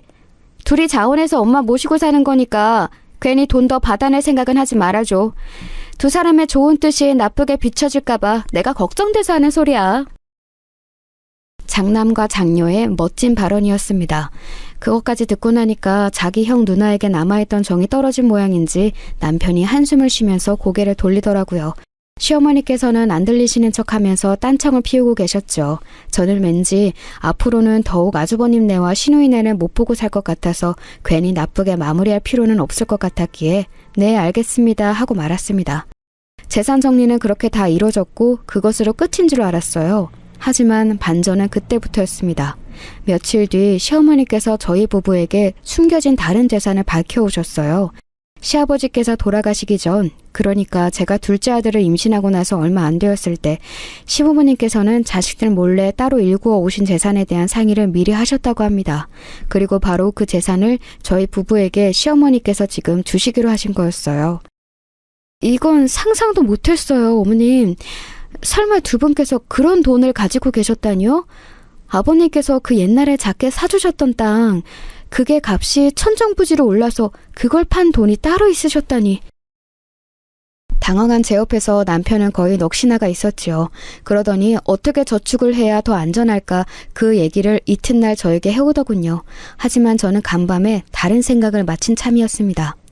굳이 시어머니께서 아직 당신의 힘으로 외출도 다 하시고 정신도 온전하신데 저희 부부에게 그 돈을 주셨다는 것은 그저 안전하게 저축이나 하는 것을 기대하셨을 것 같지가 않았어요. 그 돈은 땅을 팔아서 생긴 돈이라고 하신 것에 저는 힌트를 얻었고 대범한 결정을 내렸습니다. 다른 지역에 작은 아파트를 샀어요. 이게 돈을 부르지 못해도 상관없어. 나중에 이 다음에 어머님 돌아가시고 애들도 다 커서 시집장가 가겠다고 하면 우리가 그 집에 들어가서 살아도 좋지. 남편은 제가 하고 싶은 대로 따르겠다고 그랬습니다. 생각해보면 정말 재미있는 일이에요. 남편이 저보다 한참 연상이었건만 단 한순간도 저에게 권위를 내세운 적 없었고 오히려 제 말을 잘 따라주었죠. 어쩌면 과거에 이 남자의 이런 면모를 기적처럼 알아보고 나이를 속여가면서까지 들이댔었는지는 모르겠네요. 그렇게 사들인 아파트는 엄청난 결과로 돌아왔습니다. 왜냐하면 그 아파트 동네가 엄청나게 개발되기 시작했기 때문이에요. 집값이 확 뛰기 시작했습니다. 당신의 선택이 옳았어. 이제 그 아파트는 한동안 값이 내릴 일이 없을 것 같다던데 더 가지고만 있어도 우리는 계속 더 부자가 되는 셈이야. 그건 그렇지만 내 생각은 달라. 젊은 사람들이 살기 좋은 인프라가 잔뜩 조성되어 있어서 인기가 치솟았다고 하는데 투자 목적 말고도 순수하게 거주를 원하는 사람들도 많은 모양이더라고. 나는 그냥 이쯤에서 그 아파트를 팔면 어쩔까 싶어. 정말로 그곳에 살고 싶어하는 사람에게 말이지. 남편의 눈이 미친 거야? 라고 외치고 있었으나 입으로는 차마 저에게 그 말을 못하더니 한숨이나 기껏 작게 내쉬더라고요. 남편에게는 미안했지만 저는 왠지 그 아파트를 계속 들고 있는 게 마음이 편하지 않았어요. 희한하게 기분이 그랬습니다. 그래서 그 아파트를 내놨는데 한창 뛰었던 시세보다 결코 더 비싸지 않게 합리적인 가격으로 해놨어요. 그랬더니 금세 문의가 빗발쳤죠. 저는 애들만 넷을 둔 부부에게 그 집을 팔았습니다. 그러자 그 부부가 고맙다고 인사를 하더니 저희를 향해 뭘 해도 잘 되실 거다. 집 말고 건물 하나 사시라는 말을 남겨줬습니다. 제가 그 말을 듣고 생각했었죠. 에이, 말도 안 되는 소리. 건물 살 돈이 어디 있어? 그런데 집에 와서 가만히 계산기를 두드려 보니까 어라? 건물 살 돈이 아주 없지는 않더라고요. 그 아파트를 팔아서 어쨌든 좋은 이득을 봤으니까요. 저는 진지하게 그 순간부터 제 목표를 건물주로 잡았습니다. 돈 관리도 철저히 하기 시작했고 부동산 공부도 많이 했어요. 그리고 딱 2년 뒤에 정말로 저희 부부는 어느 건물을 사들여서 건물주가 되었습니다. 어떤 건물이었는가 하면 부동산 공부 열심히 한 보람까지는 없는 그런 건물이었어요. 왜냐하면 작은 상가 건물이었는데 위치가 허허 벌판이나 다름없는 길목에 있었거든요. 그런데 딱 보니까 건물이 아주 고즈넉한 거지 욕심 없이 가지고 있으면 좋을 것 같았어요. 수익 그런 욕심은 안 났고 이상하게 딱 그 자리에 갔을 때 느낌이 너무 좋아서 결정을 내렸습니다. 그리고 시간이 지나자 웬 문의가 들어왔어요. 건물 파실 생각 없냐고 그러더라고요. 저는 그 사장님께 대체 왜 이 건물을 원하시냐고 안 물어볼 수가 없었습니다. 그랬더니 그 사장님 하시는 소리가 반드시 그 자리에 식당을 크게 차리고 싶다는 거예요. 금액은 상관없고 식당이 가업이기 때문에 꼭 원하는 자리로 이전을 해서 운영하는 게 가족들의 목표라고 하셨습니다. 어느 날 갑자기 이런 좋은 문의를 받게 되다니 이것은 절대 우연이 아닌 운명 같아서 팔고자 결심을 했어요. 그렇게 저희 부부는 또 엄청나게 좋은 조건으로 그 건물을 거래하게 되었습니다. 그러고 났을 때 제 머릿속에는 전구가 팍 켜졌죠. 식당이라고? 그러고 보니까 어머님께 배운 대로만 해도 식당 자리면 대박 날 거라고 생각했던 시절이 있었는데 내가 그걸 잊고 살았구나. 어느새 그 시절보다 나이가 지긋하게 드신 시어머니의 모습이 문득 제 눈에 들어왔고 가슴이 찡해졌네요. 그래서 더욱 남편을 설득해서 무리해서라도 목 좋은 곳에 건물을 새로 사들였는지도 모르겠습니다. 시어머니께 꼭 보여드리고 싶어서 그랬던 것 같아요. 그 건물은 남편과 깊은 상의 끝에 제 것으로 하였죠. 제 단독명이요. 목 좋은 건물의 주인이 된 대가로 재산이 이제 말짱 도루묵이 된 상태였습니다. 그런데 시어머니께서는 그 건물을 직접 보시더니 만족스레 끄덕이셨어요. 잘했다. 잘 결정했어. 모름지기 크게 놀아야 크게 되는 법이야. 작은 곳에서 만년 헤엄쳐봤자 송사리밖에 더 돼? 그제서야 제가 안심하고 뿌듯해했지요. 얼마 뒤 시어머니께서는 기관지에 생긴 염증으로 입원을 하셨다가 영영 집으로 돌아오지 못하셨습니다. 한 가지 다행인 것은 임종을 지키러 모두가 모일 수 있었다는 점이에요. 시어머니 곁에 상주에 있던 저, 그리고 연락을 받은 뒤 한 걸음에 달려온 남편, 할머니 바라기인 저희 애들, 이렇게 저희 식구는 단숨에 모였지만 다른 두 집은 느렸다는 게 살짝 아쉬웠지만요. 그나마 시누이네는 너무 늦지 않았는데 아주버님네가 늦장을 부렸습니다. 그 자리에 시어머니의 옛 고향 친구 두 분께서도 자리하고 계셨는데 단박에 아주버님을 호통치셨지요. 그러자 아주머니께서는 놀랍게도 삐치셨어요. 요 며칠 계속 상태가 안 좋으셨고 저는 어차피 이미 할 얘기 들을 얘기 다 끝냈는데 왜 사람을 이렇게 몰아붙이세요? 제가 뭘 그렇게 잘못했습니까? 투덜투덜거리시는 모습에 놀랐는데 옆에서 시누이가 하긴 돈도 이미 예전에 다 받았고 이렇게 중얼거리더라고요. 기가 막혔습니다. 시아버지의 제사를 꼬박꼬박 챙기며 솔선수범한 건 저희 집뿐이었기에 이제 시어머니께서 돌아가시면 저 두 집은 더욱 방만하게 굴면서 제사의 지읒자도 안 쳐다볼 게 뻔했습니다. 시어머니께서는 제 남편을 보시고 그 다음 저를 눈치타신 다음 옅게 미소 지으셨어요. 그 모습이 마치 내가 옳았구나 이렇게 말씀하시는 듯 했습니다. 그러더니 숨을 거두시기 전 가까이 다가간 저에게 아주 작게 속삭이셨어요. 저는 거의 입모양으로만 알아들은 말씀이었죠. 내가 지켜줄게. 우리 영감하고 둘이 저승에서 너희를 꼭 지켜줄게. 그리고 바로 몇 분 뒤에 영원한 안식을 찾아 떠나셨어요. 제가 얼마나 울었는지 모릅니다. 저에게 그 내용을 전해드는 남편도 가슴을 치며 울었지요. 시어머니에 의해 고향 친구 두 분은 숨겨져 있던 재산의 비밀을 알고 계신 분들이었습니다. 저희 부부에게 슬쩍 다가오시더니 앞으로 좋게 잘 되길 바란다고 하셨어요. 남편 보고 건강관리 잘하라고도 조언을 주시더군요. 왜냐하면 시아버지께서 간이 안 좋으셨는데 그게 집안 유전이니 주의해야 한다고 해주신 거였어요. 실제로 아주버님도 간 쪽이 안 좋았습니다. 앞으로 힘든 일, 어려운 일 있으며 지체 말고 연락 달라고 말씀 주시는 게 얼마나 든든하고 감사했는지 모릅니다. 시어머니의 장례식장에는 제 친정 식구들도 얼굴들을 비췄는데요. 그때 친정엄마가 많은 걸 깨달으신 듯 했어요. 왜냐하면 조문객들이 아주버님네와 시누이네를 남몰래 욕하고 있었는데 그걸 다 들으셨거든요. 친정엄마는 생각에 잠기신 듯 보였습니다. 사실 그때까지 친정에는 제가 부동산을 따로 가지고 있다는 걸 안 밝혔어요. 고민이 많았는데 남편과 시어머니 그리고 애들 의견까지 다 들어본 결과 친정에는 우선 굳이 안 밝히는 게 낫겠다고 입이 모아졌기 때문입니다. 시어머니를 보내드린 이후 며칠이 지났을 때 갑자기 친정엄마가 점심이나 먹자고 연락을 주셨어요. 밥 한 끼 저에게 사주고 싶다고 하셨습니다. 얼떨떨해서 자리에 나가고 나서야 깨달은 점인데 친정엄마가 저를 이렇게 따로 챙겨주신 게 태어나서 그때가 처음이었더라고요. 메뉴는 친정엄마가 정하셨는데 돈가스였어요. 일본식 돈가스 말고 소스가 흥건한 우리나라 돈가스요. 저는 평소에 그런 걸 잘 안 먹는 사람이었는데 진짜 맛있더라고요. 내가 네 오빠한테는 옛날에 이런 거 몇 번 사줬었어. 가난했지만 그래도 장남할 때는 사줘야 할 것 같아서. 맛있는 돈가스를 앞에 두고도 잘 못 드시던 친정엄마가 한숨과 함께 그렇게 말씀하셨을 때 저는 가만히 친정엄마의 접시를 제 앞으로 끌어와서 돈가스를 다 잘라드렸습니다. 먹기 좋게 다 잘라서 다시 친정엄마의 앞으로 밀어주었는데 친정엄마가 어느새 울고 계셨어요. 네 아버지 건강이 요새 좋지 않아. 나도 많이 늙었다는 생각도 들더라. 이 나이 때까지 어떻게 살았는가를 내가 요새 참 많이 떠올려 봤는데 별로 인생에서 남은 게 없더라고. 그나마 딱 하나 잘 건진 게 있다면 자식 농사 하나, 바로 너 하나, 그것밖에 없더라. 부족하고 많이 모질게 굴었던 엄마여서 너에게 미안하다. 그날은 태어나서 처음 겪는 일투정이었어요. 친정엄마가 제 앞에서 우시는 것도 그 눈물을 닦아드리는 것도 모두 처음이었거든요. 저희 모녀는 그 자리에 깊은 대화를 나눴습니다. 가족이라는 이름 하에 안 되는 건 없더라고요. 부동산 얘기는 시간이 지나면서 자연스럽게 밝혔습니다. 신기한 건 친정 부모님이 그거 아시고 나서도 신기해하고 축하를 해주셨을 뿐 돈 달라고 안 하셨다는 점이었어요.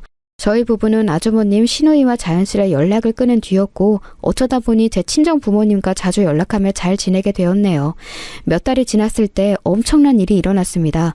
네노라 하는 대기업 브랜드가 제 건물에 입주하고 싶다고 문의가 들어온 것이었어요.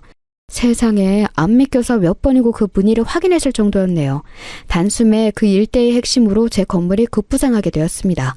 그때부터는 그야말로 돈벼락 길이었던 것 같아요. 돈이 돈을 부른다는 말 뭔지 알 것 같았습니다. 이듬해 저는 바로 근처에 작은 상가도 사들였어요. 시어머니에 의해 고향 친구분께서 저에게 흘러가듯 끝내 식당을 안 차릴 거면 너무 아쉬운데 라고 말씀하신 게 유효했습니다. 그 상가의 1층에는 식당이 있었는데 거기 사장님께서는 다른 사람에게 권리금을 받고 넘기고 싶어 하시던 참이었어요.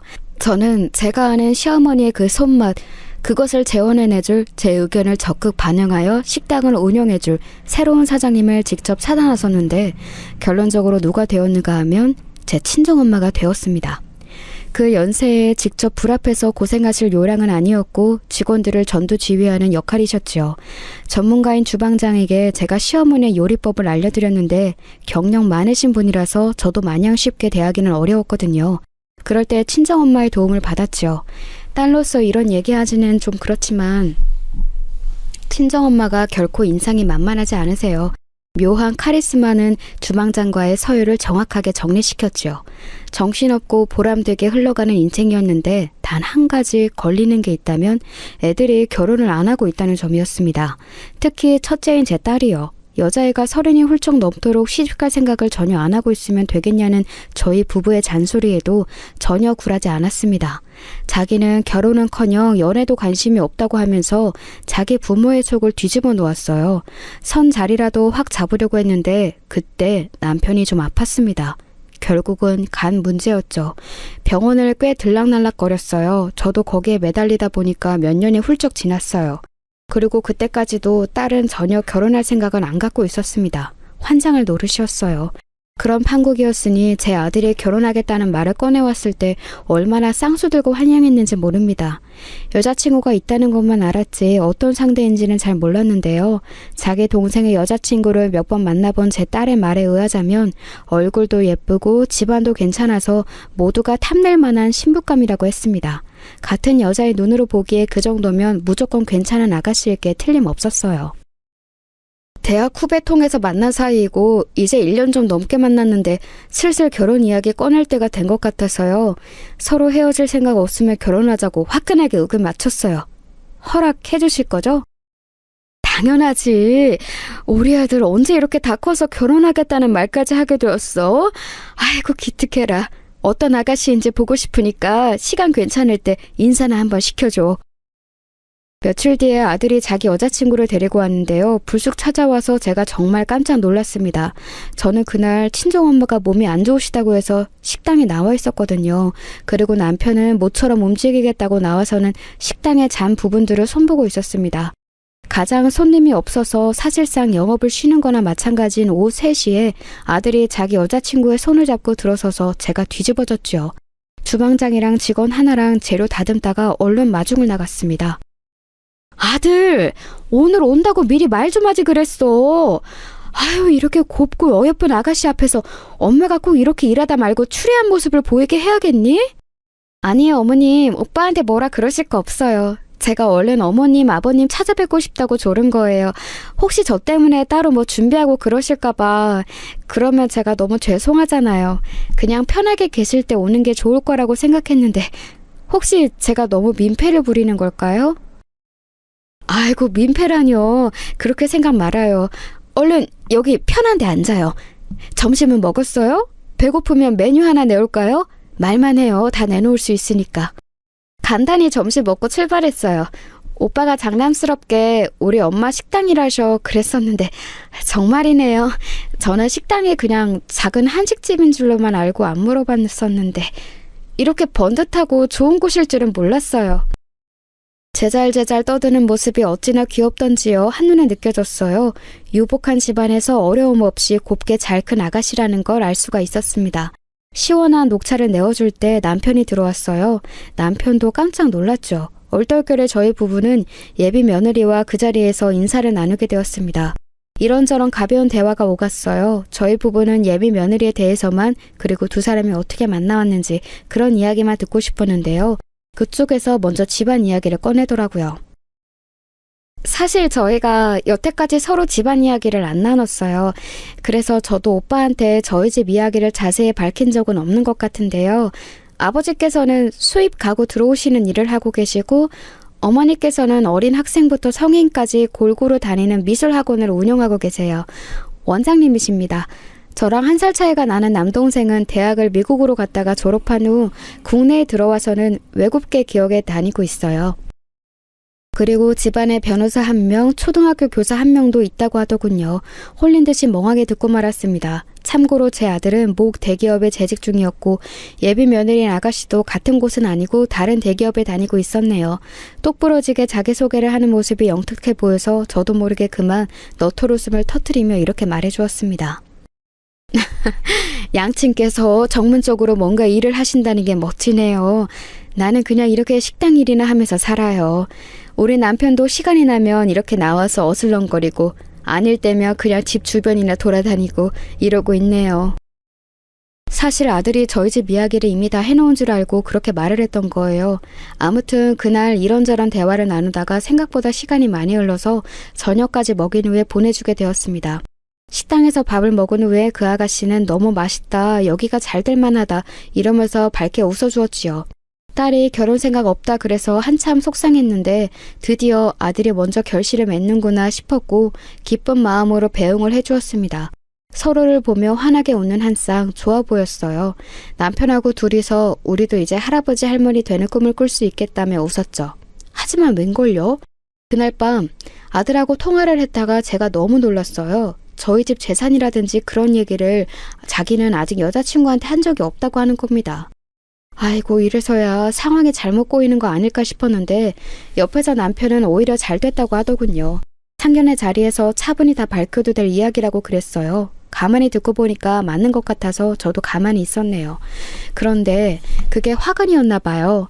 며칠이 흘렀고 그 사이 제 아들과 그 아가씨 사이에서 뭔 대화가 오갔는지, 그리고 그 아가씨가 자기 집에다가 뭔 얘기를 했던 것인지 알 길은 없는데 하여간에 어느 날 식당으로 웬 중년 여자 손님이 혼자 들이닥치더니 저를 찾았습니다. 저는 어리둥절해서 행주를 쥔 채로 그분 앞에 가보았죠. 나요, 박유정이 엄마 되는 사람입니다. 네? 아, 그러시다면 예비 사돈이시군요. 저희 이번 주에 애들 통해서 한번 통화하기로 했죠. 저는 아들한테 그렇게 전해 들었는데요. 네, 그런데요. 내가 도저히 참고 기다릴 수가 없어서 직접 찾아왔습니다. 우리 딸이 자기가 결혼할 집안이 볼품 없는 걸 보고 속상해서 난리를 치던데. 그래서 내가 그 얘기 듣고 당장 헤어지라고 그랬어요. 근데 그만한 신랑감은 또 만나기 힘들다면서 고민을 하더라고요. 내가 그 고민 끝내주려고 직접 온 거예요. 직접 보고 판단할 겸 해서요. 아이고, 그러셨군요. 일단 앉으시겠어요? 먼 길 오셨을 텐데 판단은 천천히 하시고 우선 목이나 좀 축이세요. 커피 괜찮으세요? 식당에 믹스밖에 없기는 한데. 믹스요? 허! 내가 믹스 땀이나 먹게 생겼어요? 이보세요. 하나를 보면 열을 한다고. 나는 이미 여기에 딱 들어서고 그쪽 얼굴을 딱 본 순간 판단 맞췄습니다. 벌써요? 판단을 그럼 어떻게 내리셨는데요? 몰라서 물어보는 거예요? 좀 사는 형편이 궁색하시면 눈치라도 빠르셔야죠. 집안끼리 급 자체가 다른데 당연히 파혼해야 하는 거 아닌가요? 당장 파혼하고 결혼 이야기는 아예 없던 걸로 했으면 하네요. 예비 사돈 되셨던 그분은 눈을 위아래로 흘기면서 조롱하는 말투를 내시더라고요. 제가 너무 기가 막혀서 헛웃음만 짓고 있던 바로 그때였습니다. 근처에 있던 직원이 갑자기 행주를 팍 소리나게 테이블 위로 던지면서 이렇게 말했어요. 연병하네. 지금 이 식당 매출이 얼마인지는 알고 그러시는 거예요? 이 식당 사장님이 바로 저분 모친이세요. 뭐라고요? 아니 그럼 모친 가게여서 일하시던 중이셨어요? 그뿐이에요. 아예 여기 건물이 저분 거예요. 네? 건물이? 그렇다면 건물주? 아이고, 갑자기 말을 적극적으로 더듬으시네. 저기요, 그걸로만 놀라버리시면 곤란해요. 여기뿐만 아니라 바로 저기 대로변에 있는 제일 좋은 건물 있죠? 거기도 저분 거예요. 나 원찬 지방급 좋아하시네. 백날 천날 고고한 척하면서 벌어봤자 얼마나 번다고. 직원은 혀를 끌끌 차면서 행주를 챙겨 사라졌고 예비 사돈은 저를 보며 입만 뻥긋거리고 있었는데 마치 사실이냐고 묻는 것 같아서 저는 고개를 끄덕여 드렸습니다. 그러자 떨리는 손으로 자기 입을 틀어막더라고요. 저에게 사과를 얼른 하시라는 듯 그분이 숨을 고르셨을 때였습니다. 어떤 정신 나간 년이 감히 내 딸한테 시비를 털었어? 당신이야? 친정엄마가 무서운 얼굴로 성큼 다가오셨어요. 주방으로 달려가 직원이 친정엄마에게 상황을 이른 거였죠. 친정엄마 절대로 만만한 인상이 아니셨거든요. 예비 사돈 되셨던 그분이 외마디 비병을 지르며 주저앉았고 그대로 엉덩방아를 찍었습니다. 제가 이렇게 드리고 싶었는데 비틀거리면서 혼자 일어나시더니 주랭랑을 치셨어요. 이거 일났다 싶었네요. 그런데 한편으론 제 일에 바로 나서준 친정엄마의 반응에 뿌듯했습니다. 아무도 몰래 그 직원한테 가서 보너스를 주겠다고 속삭여 주었네요. 사흘 뒤 아들은 여자친구와 헤어졌다고 그랬습니다. 저희 부부 심장이 철렁 내려앉았네요. 여자친구와 그 가족들이 저에게 사과를 하기 위해 출동하려고 했는데 아들이 말렸다네요. 그리고 그 과정에서 아들은 자기 처가가 될 뻔했던 그 집안 식구들에게 약간 실망을 한 모양이었어요. 도저히 결혼해서 살 자신은 없었기에 그대로 이별 통보를 했다네요. 아들이 알아서 잘 정리했을 거라고 믿으며 그저 수긍을 해주었습니다. 이번 생에 자식들 결혼시키기는 그런 것 같다고 남편과 그저 웃었어요. 그런데 몇 달 뒤 딸이 남자친구를 데려왔습니다. 독서 모임에서 우연히 만났는데 너무 잘 맞아서 오래 만날 것도 없이 바로 결혼하고 싶다고 그랬어요. 아니 이게 웬 떡인가 싶었네요. 사위는 딸보다 2살 연하였고 본가가 먼 지방 시골 동네였는데 집안 식구들이 전부 다 순박하고 선했어요. 제 아들도 이에 질세라 장가를 들었는데 그 상대는 바로 시어머니 옛 고향 친구분의 손녀딸이었답니다. 어쩌다 보니 인연이 이렇게 연결되었어요. 얼마나 싹싹하고 똑부러진지 아주 말도 못해요. 제 자식들의 결혼 생활은 이제 막이 올랐으니 가야 할 길은 한참 남았습니다. 저는 그 여정을 기쁜 마음으로 지켜봐줄 생각이에요. 부디 행복한 순간들이 가득하기를 빌고 있답니다.